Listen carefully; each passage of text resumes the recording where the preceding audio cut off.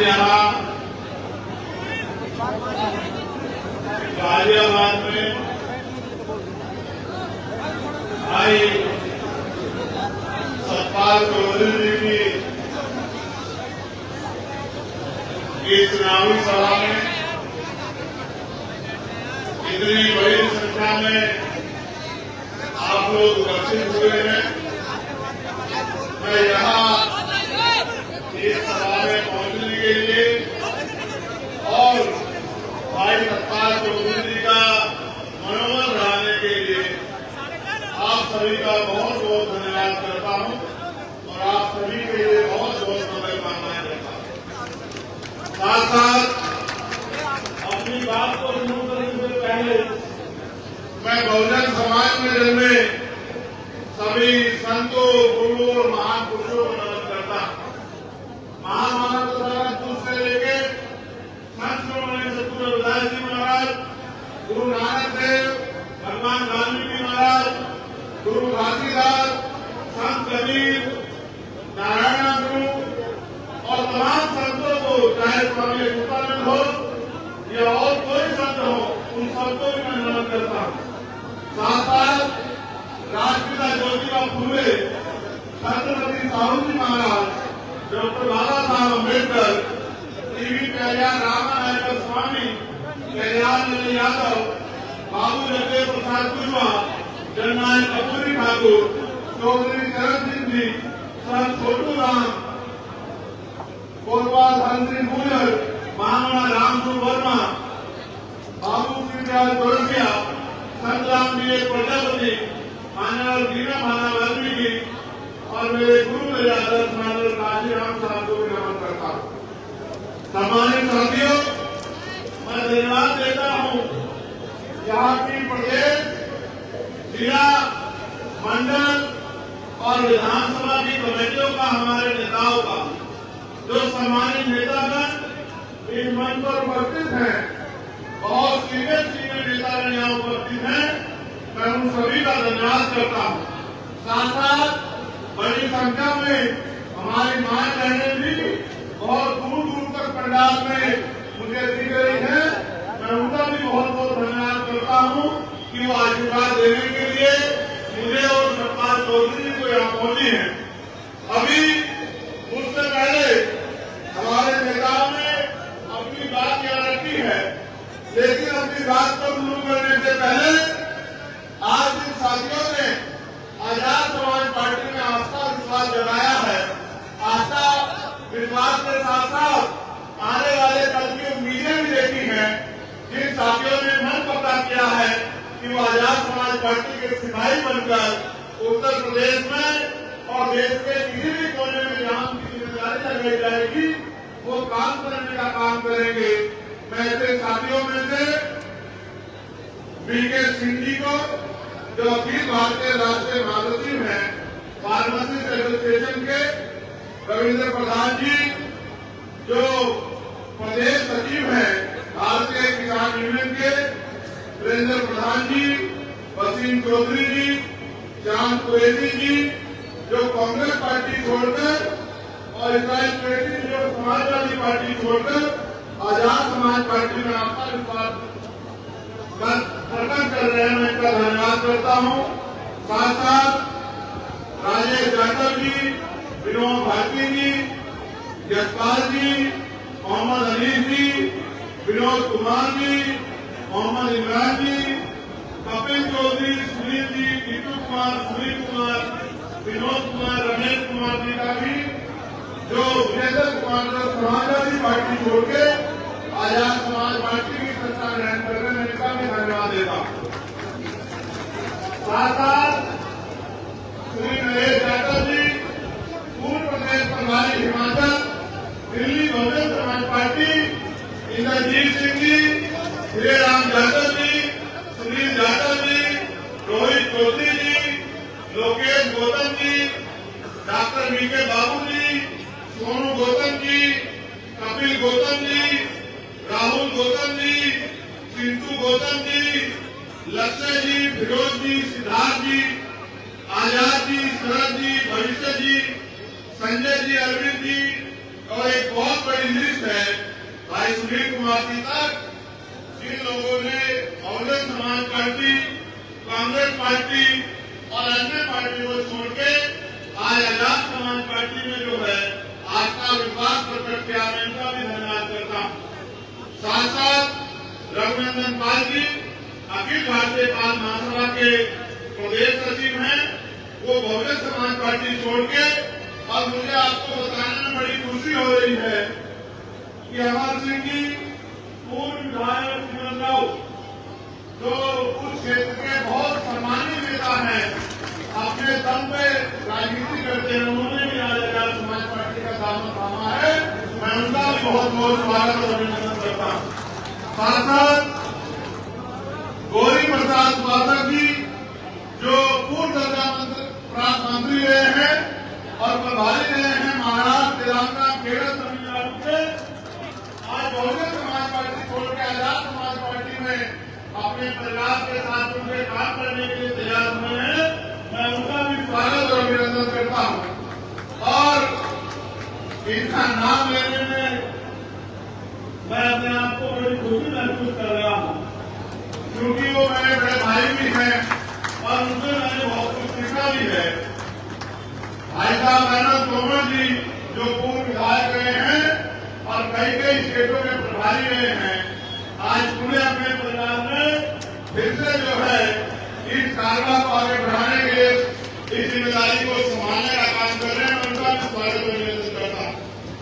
अब क्योंकि लिस्टें तो मेरे पास बड़ी लंबी है, जो हापुड़ से शामिल होने वालों की लिस्ट आई है, मैं उनसे व्यक्तिगत मिलकर जो है अभी उनको ज्वाइन कराऊंगा। तो एक बहुत बड़ी लिस्ट है, अगर मैं उस लिस्ट को पढ़ता रहा,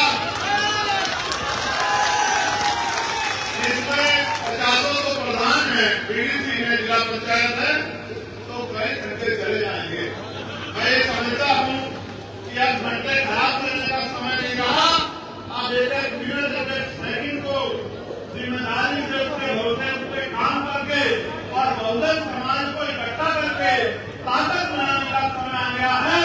अब बातों में समय खराब नहीं करना है, अब हमें किसी के भरोसे नहीं करना है, अब हमें अपनी लड़ाई स्वयं करनी है। इसलिए हम एक मिनट को बचाने का काम करेंगे। सम्मानित राष्ट्रीय कोर कमेटी के बहुत सारे मेंबर यहाँ मौजूद हैं, चौधरी राम साहब, अमित रसाना जी, कपिल आजाद जी, तालिब चौधरी जी, हमारे जिला से मनोज जी, संजीव कुमार जी, अमर सिंह यादव जी, नरेश यादव जी, जोनी यादव जी, और एक बहुत बड़ी लिस्ट है। मैं इनका फिर से धन्यवाद करता हूँ जिन्होंने आंदोलन को आगे बढ़ाने में राहुल और तमाम लोगों ने मेहनत की। अब हम काम की बात करते हैं। करनी चाहिए काम की बात बताओ, करनी चाहिए। तो गाजियाबाद के मेरे साथियों सुनो, ये गाजियाबाद हमारी राजधानी है, ये गाजियाबाद मेरा दूसरा घर है। मैंने बहुत कठिनाइयों का समय यहाँ गुजारा है। यहाँ के बहुत सारे सीनियर लोग जानते हैं कि जब पूरे उत्तर प्रदेश की पुलिस मेरे पीछे पड़ी थी, तो ये गाजियाबाद के लोगों ने मेरा हाथ पकड़ के मुझे चलने की ताकत दी थी। ना गाजियाबाद को ऐसी बहुत सी बातें हैं कि पुलिस पीछे हम लोग आगे और जमीन पे लेकर हमने अपने भाइयों के बीच में यहाँ बहुत सारा समय जो है गुजारने का काम किया है। मैं इस मिट्टी को कभी भूल नहीं सकता हूँ। ये बहादुरों की मिट्टी है, ये बहादुरों का क्षेत्र है, ये बहादुरों का ताकतवर लोगों का, विकसित लोगों का क्षेत्र है। मैं इसकी ताकत को जानता हूँ। हमारे साथ मेरे पीछे रिटायर्ड सीओ हमारे बड़े सम्मानित नेता कल्याण सिंह जी बैठे हैं, मैं उनका भी धन्यवाद करता हूँ। उन्होंने भी बहुत और उनके साथियों ने भी बड़ी मदद की है समय पे। और जब मैंने दिल्ली में आह्वान किया सरकार को धूल चटाने के लिए, तो गाजियाबाद में सीना काम करके जो है दिल्ली की सरकार को मेरे साथ खड़े होकर दिखाने का काम किया। मैं गाजियाबाद के साथियों का पूरा धन्यवाद देता हूँ। छोटे भाई गुलाम और तमाम सब लोग जहाँ लंबे समय से संघर्ष कर रहे हैं, लेकिन अब उस संघर्ष को एक रूप देने का समय आ गया है। आपने सामाजिक रूप से बहुत बार जो है विरोधियों को धूल चटाए। चाहे इसी बात में जब ये भारतीय जनता पार्टी के लोग पार्टी में आगे बाबा साहब अम्बेडकर को अपना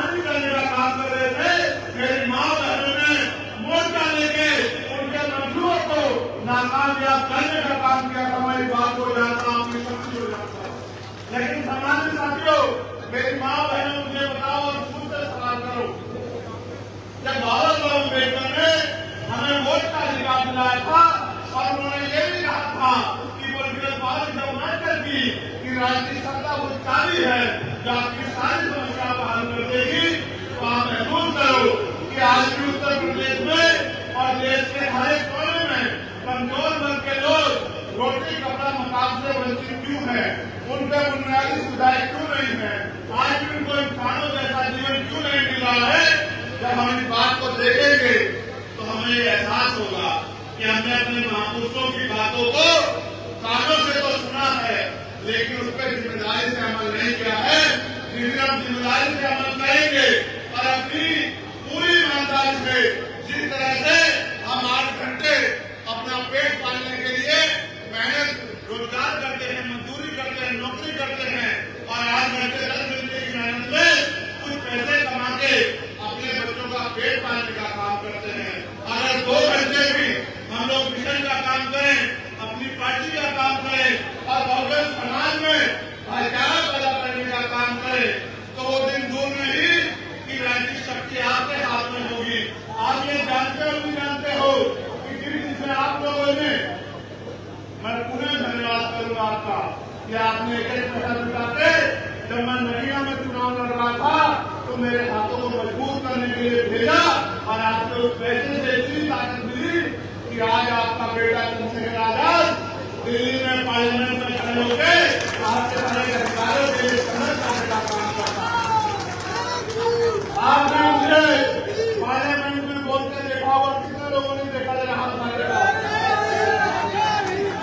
बताओ दिल से अपने दिल में हाथ रख के बताओ आपका अकेला चंद्रशेखर सैकड़ों में भारी है या नहीं, बताओ। अब ये काम आपने केंद्र में तो कर दिया, दिल्ली में तो कर दिया, लेकिन उत्तर प्रदेश में ये काम अभी अधूरा है। जब तक उत्तर प्रदेश में मेरे जैसे लोग विधानसभा लखनऊ में जाके और सरकार की आंखों में आंखें डाल के आपके अधिकारों के लिए संघर्ष नहीं करेंगे, आपके अधिकारों में जो डाका पड़ रहा है उस डाके को खत्म करने का काम नहीं करेंगे, आपके क्षेत्र की समस्याओं के लिए आवाज उठाने का काम नहीं करेंगे, तब तक मुझे नहीं लगता कि गाजियाबाद में कोई बदलाव हो सकता है। बाकी लोगों पे लोगों का 2027 में आएगा, लेकिन आप तो बड़े किस्मत वाले हो, आप तो बड़े खुशहाल हो, आपके हिस्से में तो 1 साल बाद ही, इसी साल आपके चुनाव के 1 साल बाद और इसी साल 2024 में आपके सामने तो पुनः लोगों का आ गया है कि आप अपनी पिछली भूल को सुधार करके और अपनी आवाज को उठाने वाला चंद्रशेखर आजाद जैसा सिपाही लखनऊ में आप लोग भेज सकते हो। मेरा मानसिक और शारीरिक तैयार होगा और मैं आपको विश्वास कहता हूँ, पार्टी ने भी व्यक्ति को यहाँ जिम्मेदारी दी है कि वो आपकी आवाज को उठाने का काम करेगा। मैं उसके संघर्ष को जानता हूँ, मैंने उसके संघर्ष को देखा है। कई बार दिल्ली का पानी बंद करके अपने आंदोलन को, किसानों के आंदोलन को कामयाब कराने का काम उन्होंने किया और अभी जो शिक्षक माफियाओं के खिलाफ आंदोलन कर रहे हैं, मजदूरों के, किसानों के, नौजवानों के, बेरोजगारी के खिलाफ आंदोलन कर रहे हैं, उस आंदोलन में भी भाई सतपाल चौधरी कंधे से कंधा मिला के आपकी आवाज को उठाने का काम कर रहे हैं। किसी पद पे होते आपकी आवाज बनने का काम कर रहे हैं। सोचिए अगर इस बहादुर भाई को आपके वोट की ताकत से असेंबली में भेज दिया तो गाजियाबाद में आपके हितों की रक्षा होगी या नहीं होगी, बताओ। क्या गाजियाबाद में आपके अधिकारों को जो जाकर डाल पाएगा? सरकार के सारे राज्य सांसद एक तरफ और आपका अकेला सतपाल चौधरी एक तरफ। याद रखना मेरी बात, सरकार के गुंडों के घर कुंडे का बंद कर दिए, तब आप एक दूसरे सवाल करना कि भाई आपने जो कहा वो गलत साबित हुआ। मैं आपको कहना चाहता हूँ, हम पे विजन है उत्तर प्रदेश में बदलाव का, हम पे विजन है महान पुरुषों के विचारधारा को, उनके सपनों को पूरा करने का, और हमें माना है, हमें बल है, हमें जरूर है। ये गरीबी, बेबसी, लाचारी, बेरोजगारी, महंगाई, जुड़ जाती है।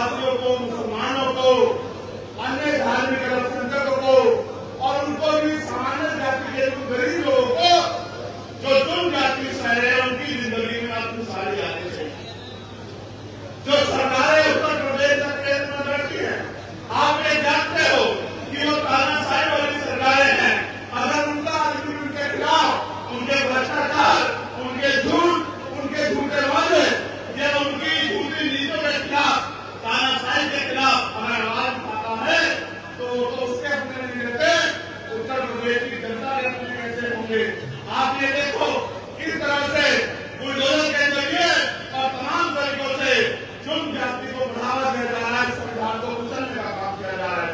सब लोगों की निगाहें अगर किसी की तरफ है तो वो नीले पट्टे वालों की तरफ। अगर आज पूरा देश किसी की तरफ देख रहा है तो नीले पट्टे वालों की तरफ देख रहा है। ये नीले पट्टे वाले अब क्या करेंगे? लेकिन मैं भी ये मानता हूं कि जब ये नीले पट्टे वाले संकल्प लेके किसी और निकलते हैं तो फिर रास्ते खुद ब खुद बन जाते हैं। कहते हैं ना कि संघर्षों के साय में खरगोश जवानी पलती है और इतिहास में डूब जाता है जिदौर जवानी चलती है। और जवानी किसकी तरफ है ये बताना मुझे नहीं पड़े। जवानी चाहे वो गाजियाबाद की हो या जवानी चाहे सिद्धार्थ नगर नेपाल बॉर्डर की हो या जवानी दिल्ली में बैठे नौजवानों की हो, जवानी आज क्रांति का रास्ता अपना चुकी है। और जब तक वो सत्ता में बैठे लोगों का धर्म नहीं तोड़ेगी, सत्ता में बैठे लोगों का अहंकार नहीं तोड़ेगी, और जब तक वो इस भारत को संविधान के जरिए चलने वाला भारत सम्राट अशोक के सपनों का भारत नहीं बना देगी, तब तक वो रुकने वाले नहीं है। ये आदि है और ये समय के साथ चलती है। जब आदि चलती है तो छोटी मोटी चीजें उसका मुकाबला नहीं कर पाती है। आप याद रखो मेरी बात को, आपने समय समय पे देश के संविधान की रक्षा की है, गरीबों को मिलने वाले आरक्षण की रक्षा की है, समय समय पे देश के लोकतंत्र की रक्षा की है। लेकिन सबकी रक्षा करने वाले मेरे बहुजन समाज के लोगों अब अपनी रक्षा के बारे में सोचो। ये सही है कि बाबा साहब अम्बेडकर ने कहा था कि हम प्रथम वर्ग के भारतीय हैं, लेकिन भारतीय होने का गौरव तो हमारे लिए है और हमें इस बात का गर्व भी है। लेकिन जब तक भारत में गरीबों, किसानों, मजदूरों, नौजवानों, महिलाओं को सम्मान का जीवन नहीं मिलेगा, तब तक फिर भारत के गौरव के साथ बातों बातों में नारे लगाते खड़े रहना कोई अच्छी बात नहीं है। ये आपके हाथ में है कि आपका भविष्य कैसा होगा, ये आपके हाथ में है कि आपको रोजगार मिलेगा नहीं मिलेगा, ये आपके हाथ में है कि बहन बेटों पर होने वाला जुल्म बंद होगा नहीं होगा, ये आपके हाथ में। मेरी बहन यहाँ खड़ी है, मैंने उनको संघर्ष करते देखा। मैं उनको याद दिलाना चाहता हूँ कि जब वो लोग संघर्ष कर रहे थे, उनकी टीम रात भर जाके गरीबों के बच्चों के लिए स्कूलों में कम फीस में व्यवस्था हो जाए इसके लिए संघर्ष कर रहे थे। तो मैं दिल्ली में खड़े होकर उनकी मांग को मजबूत कर रहा था कि भाई ये समझो किस देश का हथियार है कि हथियार को अगर आपने बाजारीकरण कर दिया, बाजार की भेंट करा दिया, तो गरीब का बच्चा अच्छी शिक्षा प्राप्त नहीं कर पाएगा। और जब गरीब का बच्चा अच्छी शिक्षा प्राप्त नहीं कर पाएगा तो 200-400 रुपए की मजदूरी करके या 5-7-8 हजार रुपए की नौकरी करके वो अपने घरों के हालात नहीं बदल सकता है। वो अपने टूटे हुए घर को भाई बचाने की ये नहीं करता है। वो कभी अपनी मां को हवाई जहाज पर सफर नहीं करा सकता है, वो कभी अपनी बहन को एसी वाली ट्रेन में नहीं घुमा सकता है। प्रधानमंत्री को दिल्ली में बैठे नारे देते हैं कि चप्पल वाला हवाई जहाज का सफर करेगा। मैं आपको सच बताता हूँ कि चप्पल वाले को 2 टाइम अच्छी रोटी भी मिल जाए सम्मान की, ये भी उत्तर प्रदेश में और देश में मुश्किल हो चुका है। इसके बारे में मांग करेगी।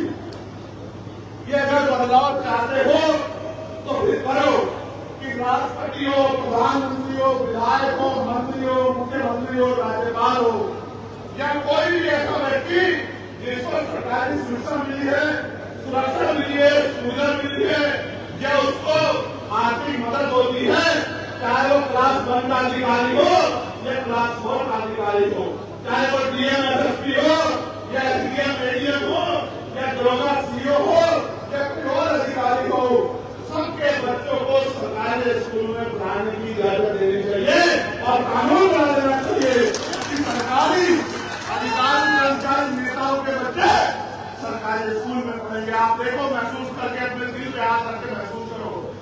एक भी क्लास में मुख्यमंत्री का बेटा बैठा होगा, उसकी बराबर वाली टेबल पे मजदूर का बेटा बैठा होगा, उसके बराबर वाली टेबल पे एसडीएम का बेटा बैठा होगा, उसके बराबर वाली टेबल पे डीएम का बेटा बैठा होगा, उससे बराबर वाली कुर्सी में एसएसपी का बेटा बैठा होगा और उसके बराबर वाली कुर्सी में टीका नागर भाई मेरे जैसे किसान का बेटा बैठा होगा, मजदूर का बेटा बैठा होगा। तो अगर वो हमारी परवाह नहीं करेंगे तो अपने बच्चों की परवाह तो करेंगे। ये जो बड़े बड़े प्राइवेट सेक्टर में स्कूल बनाने खड़े कर दिए, गरीब लोग इसके सामने तो गुजर सकते हैं, लेकिन खुद को अपने बच्चों को स्कूलों में अंदर नहीं पहुंचा सकते, उनकी क्लास तक अपने बच्चों को नहीं खा सकते। जब ये इतनी बड़ी खाई पैदा हो जाएगी तो गरीब का बच्चा कैसे जो है इन अमीरों के बड़े बड़े स्कूलों का मुकाबला करेगा। साथ साथ मैंने मांग भी की है कि जितने भी सरकारी कर्मचारी अधिकारी नेता अभिनेता है, चाहे वो राष्ट्रपति से लेके और गांव का प्रधान क्यों न हो, उनके बच्चों का बीमार होने को उनका इलाज सरकारी अस्पताल में होना चाहिए। इसलिए हो गया भारत में आप एक बात को याद रखना, उस दिन सरकारी अस्पतालों में डॉक्टर भी मिलेगा, सारे टेस्ट भी बने होंगे, बढ़िया से बढ़िया दवाइयां भी वहां मिलेंगी और साफ सफाई भी ऐसी अच्छी होगी कि आपको सरकारी हॉस्पिटल और 5 स्टार होटल में फर्क महसूस नहीं होगा।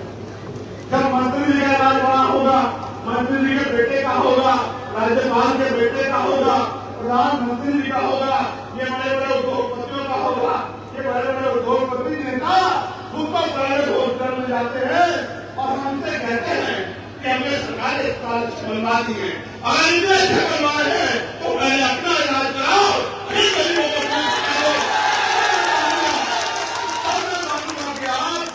हमारे लिए अच्छा बनाया।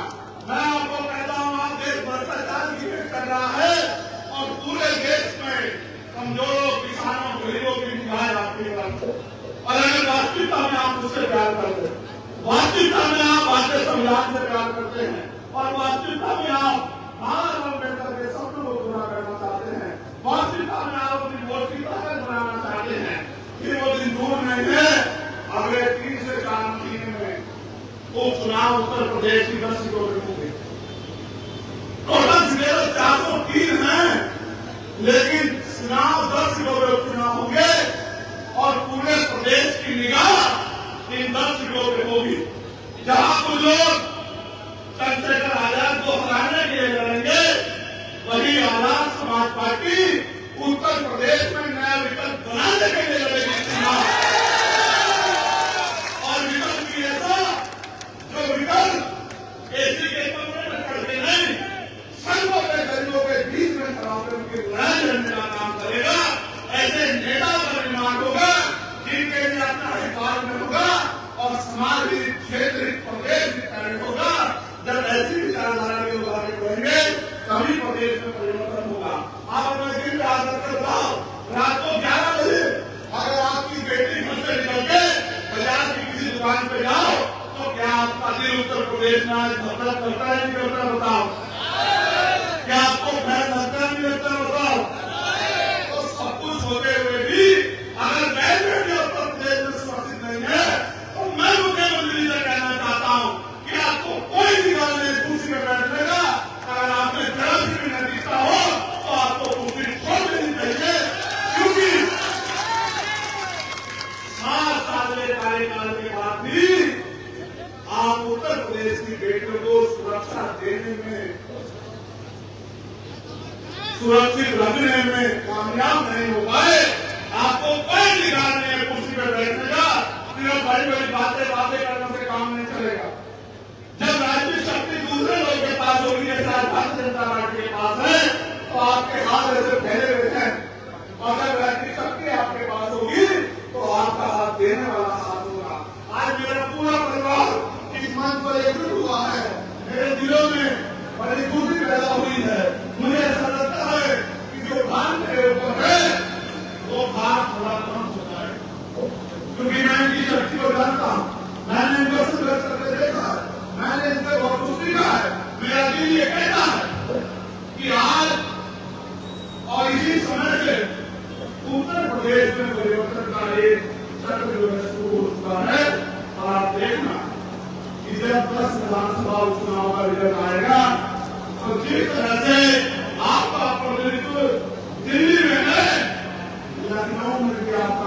मालूम होगा आपकी बात को कहने वाला और ये लीडर पैसा आलू योजना की गिरद आने वाला आपका सिपाही विधानसभा में होगा, ऐसा मेरा विश्वास है। मगर ये तभी संभव हो सकता है जब कार्यकाल के लोग मन माने और कार्यकाल के लोग अपनी जिम्मेदारी को उठाने और आज के लोग सुनकर मिले कि हमें रोज 1 घंटा लोगों को आजाद समाज पार्टी से जोड़ के उनकी विचारधारा उनके विजन से जोड़ के और गाजियाबाद से नई शुरुआत करें, क्योंकि बाहर के लोग पसंद करेंगे अलग बात है, लेकिन जब तक गाजियाबाद का मेरा परिवार नरेश भाई, विजय भाई, संजीव भाई, बिट्टू भाई, तमाम लोग जो हैं ये मेरे पुराने साथी, जब तक कमर नहीं कसेंगे तब तक लड़ाई आगे नहीं है। सरपाल जी को मैं देखता हूँ वो सुबह पार्क में जाते हैं, सरपाल जी को मैं देखता हूँ वो हर आंदोलन में जाते हैं। अगर आप सब लोग सरपाल जी बन जाओ, सीओ साहब पीछे बैठे हैं, अगर आप सब लोग सरपाल जी बन जाओ तो दूर नहीं ये लड़ाई हम लोग बड़ी आसानी से जीत जाएंगे। यहाँ तमाम लोग पैसे वाले लोगों को, ताकतवर लोगों को मुकाबला करने के लिए मैदान में उतारेंगे। वहाँ आपका ये किसान का बेटा यहाँ के कमजोरों, किसानों, महिलाओं, मजदूरों, महिलाओं, बेटियों, संघर्ष की लोगों की आवाज बनके इस लड़ाई को मंजिल तक पहुंचाने का काम करेगा। और मैं आपसे एक और चीज मांगना चाहता हूँ, ये बात तो मैं सरपाल जी के ध्यान में भी और तिकोड़ साहब के ध्यान में लाना चाहता हूँ और अपने सामान्य नेताओं के ध्यान में भी, जिन्होंने पश्चिम की बागडोर संभाल रखी है। 11 तारीख को दिल्ली में हमने ऐलान कर दिया है कि हम केंद्र की सरकार को घुटने टिकवाते रहेंगे। अब कोई बात नहीं होगी, संघर्ष होगा, अब संघर्ष होगा। ये सरकार अगर हमारे अधिकारों को निगलने का काम करेगी तो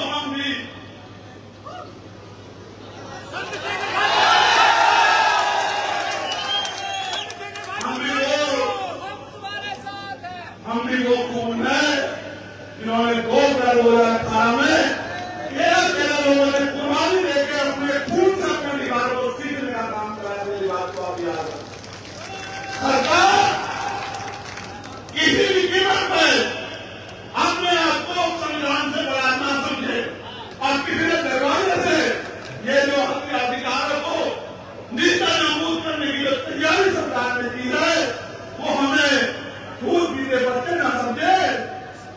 मैंने कुछ पहले भी कहा था, आज भी कह रहा हूं, सड़कें जाम हो जाएगी, देश डूब जाएगा, सरकारें प्राइज मांगेगी, सरकारें ना कर देंगी अगर हमने सड़कों पर उतरने का फैसला कर लिया। मेरी बात को सरकार याद करो। इस बात को मैंने आपसे आग्रह किया, लेकिन इस बार मैं आपको प्रार्थना और आदेश करना निर्देश भी दे रहा कि 11 सितंबर को जैसे दिल्ली में दूरगार टूटने गए, हमने अपनी शक्ति का एहसास दिल्ली की सरकार को कराया था और दिल्ली की सरकार और सुप्रीम कोर्ट घुटनों के बल आ गए थे। आने वाली 11 सितंबर को एक बार और मैदान आपका इंतजार कर रहा है।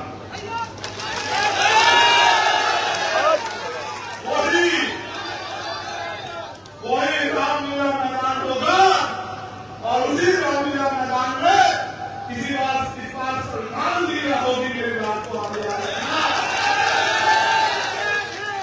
इसलिए मैं आपसे 2 प्रार्थनाएं कर रहा हूं कि आज से आप सरपाल जी का इंतजार मत करो कि सरपाल जी आपकी बस्ती में आएंगे, सरपाल जी आपको करने के लिए करेंगे।